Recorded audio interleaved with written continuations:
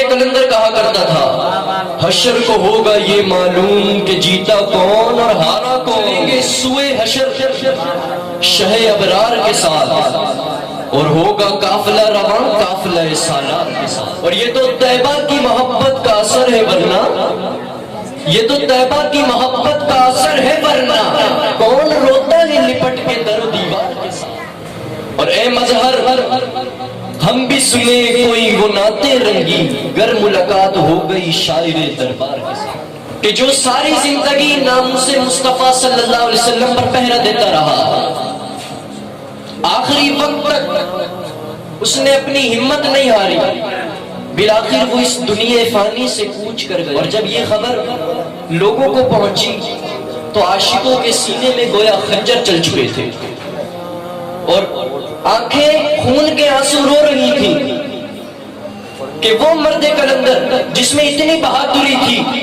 کہ جو ہر وقت ہر موقع پہ رسول اللہ کی ناموس کے لیے کھڑا ہوا کرتا تھا، آج وہ ہمارے درمیان موجود ہے۔ حضرت علامہ خادم حسین رضوی صاحب وہ شخصیت تھی کہ یہ کسی نعمت سے کم نہیں تھے،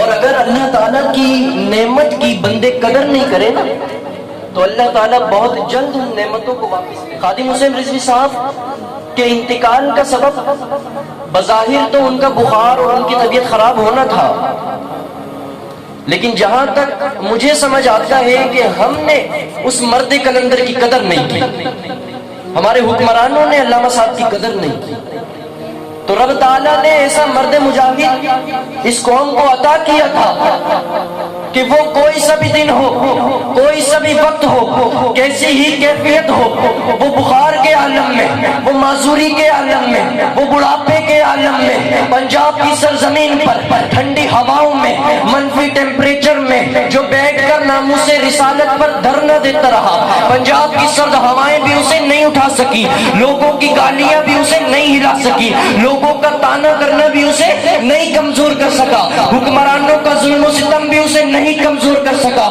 وہ مرد کلندر آخری وقت تک ناموس رسالت کے لیے لڑتا رہا، لیکن ہم نے ان کی قدر نہیں کی تو رب تعالیٰ نے اس مرد کلندر کو واپس بلا لیا، کیونکہ ہمارے حکمران اور بعض لوگوں نے ان کی قدر نہیں کی کہ وہ کیسی شخصیت تھی۔ حضرت علامہ خادم حسین رضوی صاحب صرف ایک سیاست دان کی حیثیت سے لوگوں کو جانتے ہیں نا، لیکن یاد رہے وہ استاذ العلماء تھے، علماء کے استاد۔ اور خادم حسین رضوی صاحب کے جنازے کو قبر میں اتارنے سے پہلے کم و بیش 40 گھنٹے تک سرد کھانے کے علاوہ باہر رکھا گیا، اور عموماً آپ دیکھتے ہوں گے کہ اگر مردے کی میت کو زیادہ دیر ایسی چھوڑ دیا جائے تو اس میت سے بدبو آنا شروع ہو جاتی ہے، اور اتنی شدید بدبو آتی ہے کہ لوگوں سے برداشت نہیں ہوتی، لیکن خادم حسین رضوی صاحب کی جنازے کو 40 گھنٹے تک بغیر سرد کھانے کے باہر رکھا گیا تھا۔ لوگ عام دیدار بھی کرتے جا رہے تھے، لیکن وہ چہرہ وہ نورانی تھا، وہ جسم بھی وہی نورانی تھا، وہ کفن بھی چمک رہا تھا۔ تو یہ خادم حسین رضوی کا جنازہ یہ اعلان کر رہا تھا کہ اے میرے غلاموں اور اے میرے چاہنے والوں، جو جسم ساری زندگی ناموس مصطفیٰ پر قربان ہوتا رہے، اس جسم سے بدبو نئی خوشبو آیا کرتی ہے، جو زبان ساری زندگی عزت مصطفیٰ پر پہرا دیتے رہے، اس زبان سے بدبو نئی خوشبو آیا کرتی ہے، جو چہرہ ساری زندگی ناموس مصطفیٰ پر قربان ہوتا رہے، اس چہرے سے بدبو نہیں بلکہ خوشبوئیں آیا کرتی ہیں، جو لباس ساری زندگی ناموس مصطفیٰ پر قربان ہوتا رہے، اس کفن سے بدبو نہیں بلکہ خوشبوئیں آیا کرتی ہیں۔ علامہ صاحب کے جنازے کو 40 گھنٹے تک بغیر سرخانے کے باہر رکھا گیا، اور جسم بھی وہی تر و تازہ تھا، چہرہ بھی وہی تر و تازہ تھا، بدن بھی وہی تر و تازہ تھا، نورانی تھا، اور گویا علامہ صاحب کا چہرہ، علامہ صاحب کا بدن، امیر المجاہدین کا جنازہ یہ اعلان کر رہا تھا کہ جو جسم اور جو کفن اور جو چہرہ ساری زندگی عزت مصطفیٰ پر پہرا دیتا رہے، اس سے بدبوئیں نہیں بلکہ خوشبوئیں آتی ہیں، کیونکہ زمین میلی نہیں ہوتی، زمن میلا نہیں ہوتا، محمد کے غلاموں کا کفن میلا نہیں ہوتا، محمد کے غلاموں کا دہن میلا نہیں ہوتا، محمد کے غلاموں کا بدن میلا نہیں ہوتا، محمد کے غلاموں کا سخن میلا نہیں ہوتا، محمد کے غلاموں کا چمن میلا نہیں ہوتا۔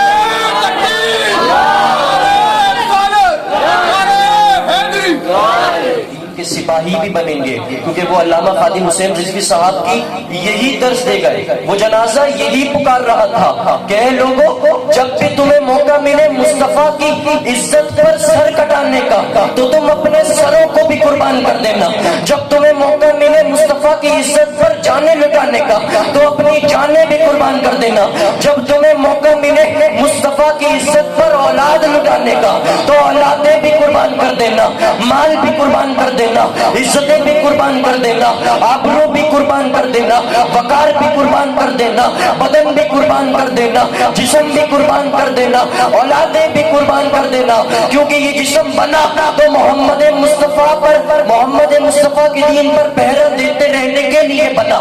یہ زبان ملی تو رسول اللہ کی ثنا خوانی کے لیے ملی، یہ آنکھیں ملی تو دیدار مصطفیٰ کے لیے ملی، یہ کان ملے تو ثنا خوانی سننے کے لیے ملے، یہ ہاتھ ملے تو دین یہ کام کرنے کے لیے ملے. کیونکہ وہ جو نہ تھے تو کچھ نہ تھا، وہ جو نہ ہو تو کچھ نہ ہو.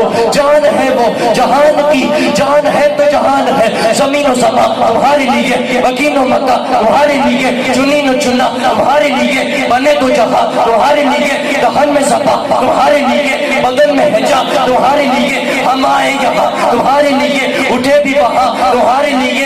سبب چلے یہ باغ پھلے، یہ پھول کھلے، یہ دن ہو بنے ریوا کے تلے سنا میں کھلے. رضا کی یا رسول اللہ کروں تیرے نام پہ جان فدا، نہ بس ایک جان دو جہاں فدا، دو جہاں سے بھی نہیں جی بھرا.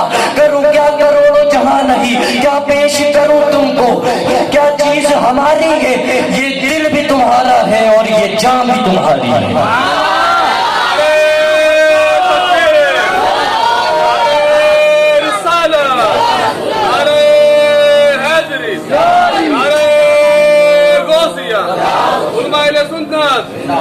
تو انشاءاللہ عمل سے بھی دین کا کام کریں گے، اور موقع ملا تو گردن امیر المجاہدین تلوار بن کے دین کا کام کر رہے تھے، اور ادھر الیاس قادری پھول بن کے دین کا کام کر رہے ہیں. ادھر امیر المجاہدین تلوار بن کے پکارتا تھا تو ادھر کفر لرزا جاتا تھا، اور ادھر میرا مرشد امیر اہل سنت نے نوجوانوں کے چہروں پہ داڑھیوں کو سجا دیا. کیا یہ دین کا کم کام کیا؟ میرے مرشد امیر اہل سنت نے نوجوانوں کو نمازی بنا دیا. کیا یہ دین کا کام نہیں ہوا؟ میرے مرشد امیر اہل سنت نے کافروں کو مسلمان بنا دیا. کیا یہ دین کا کام نہیں ہوا؟ میرے مرشد الیاس قادری نے ساری دنیا میں عشق مصطفیٰ کو پھیلا دیا. کیا یہ دین کا کام نہیں ہوا؟ تو لہٰذا ہمیں ہر عالم اہل سنت کی قدر کرنی ہے، ان کے پیچھے چلنا ہے. ہر پھول کی الگ خوشبو ہوتی ہے، ہر پھول کا الگ رنگ ہوتا ہے. اسی طرح ہر عالم الگ انداز سے دین کا کام کرتا ہے. کوئی تلوار بن کے دین کا کام کرتا ہے، کوئی خنجر بن کے دین کا کام کرتا ہے، تو کوئی پھول بن کے دین کا کام کرتا ہے. لیکن کبھی کسی عالم اہل سنت کو، علماء اہل سنت میں سے کسی کو برا کہنے کی کوشش نہ کرنا. خدا کی قسم ساری زندگی ذلیل و رسوا ہو جاؤ گے، اور خدا کی قسم ساری زندگی لوگ تمہیں تانے دیتے رہیں گے، لیکن تمہارا بولنا کچھ کام نہیں آئے گا.